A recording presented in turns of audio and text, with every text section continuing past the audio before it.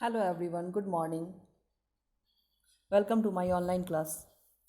Students, in previous class we have discussed about democracy, its mean and tracing the roots of democracy.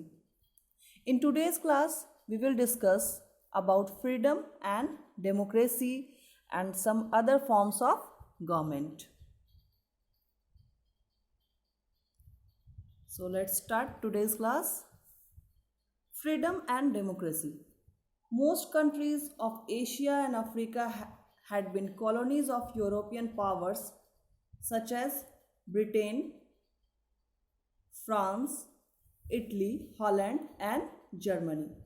Most of the Asia और Africa के most of the जो countries थे वो Britain, France, Italy, Holland और Germany के colonial power में थे. These colonies waged long struggle for freedom from foreign rule और इन देशों को आज़ादी के लिए बहुत ही लंबा संघर्ष करना पड़ा था. After the end of Second World War 1945, many countries gained independence from colonial rule. 1945 में जब सेकेंड वर्ल्ड वॉर का एंड हो जाता है तो उसके बाद बहुत सारी जो कंट्रीज़ हैं वो कॉलोनियल रूल से स्वतंत्र हो जाती है. Colonial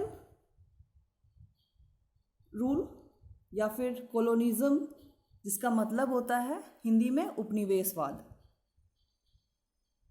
it is a practice by which a powerful country controls other country or countries in order to become richer. यानी कि शक्तिशाली देश द्वारा अन्य देश अथवा देशों से धन प्राप्ति के उद्देश्य से नियंत्रण करने की व्यवस्था को कॉलोनिज्म कहते हैं. ओके, या colonial rule. Various factors such as end of supremacy of the European nations, emergence of USSR. USSR mean Union of Soviet Socialist Republics and USA as major power and the formation of United Nations helped the colonies in breaking the shackles of foreign rules. After achieving independence, most of these Asian and African countries adopted a democratic form of government. स्वतंत्रता हासिल कर लेने के बाद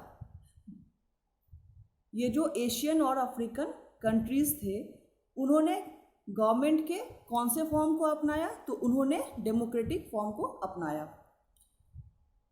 India became free from British rule in 1947. As you know, India became free from British rule in 1947. She chose to be a democracy and continues to be the largest democracy in the world. India ने democracy यानी कि प्रजातंत्र या लोकतंत्र को चुना और आज ये दुनिया का सबसे बड़ा प्रजातांत्रिक देश बन चुका है. Not all countries, however, have a democratic form of government or could continue with a democratic government for very long after gaining freedom. सारे देश तो नहीं, लेकिन ज़्यादातर देशों ने गवर्नमेंट के डेमोक्रेटिक फॉर्म को ही अपनाया कॉलोनियल रूल से आज़ाद होने के बाद. मिलिट्री कॉप और uprising. Bangladesh and Myanmar have made a transition from army rule to democracy. Good to know. Myanmar, previously known as Burma, had been democracy after gaining freedom in 1948. 1948 में Myanmar जिसका पुराना नाम Burma था वो भी आज़ाद हो जाता है. After a military coup in 1962, the country was under the rule of military leaders. Though elections were held in 1990, the military leaders did not accept the results. The people of Myanmar, led by Aung San Suu Kyi, struggled to establish democracy. Suu Kyi was kept under house arrest in Myanmar for 15 years. She received the Nobel Prize in 1991. Now some other forms of government. Absolute monarchy. What is that? An absolute monarchy is a system where the ruler or monarch has the power to do anything he wants to do. It is a form of government जहाँ ruler को सारी power दी जाती है और वो जो चाहे वो कर सकता है. There are no rules that he has to follow. उसके लिए अलग से कोई नियम नहीं बनाए जाते, यानी कि रूलर के लिए. He or she not restricted by a constitution or any kinds of laws. वहाँ वो संविधान को भी नहीं मानता है या फिर उसके लिए कोई संविधान जैसी चीज़ें नहीं होती हैं. A monarchy is generally hereditary and the monarch's children inherit his position. इसमें होता क्या है,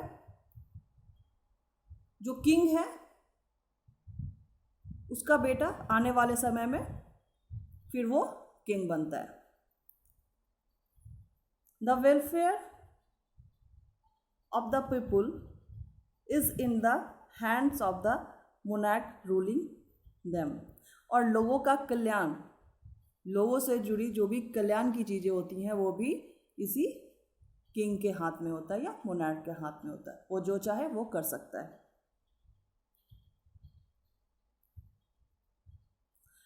Now next form is constitutional monarchy. It is a system where the powers of monarch are defined and limited by law.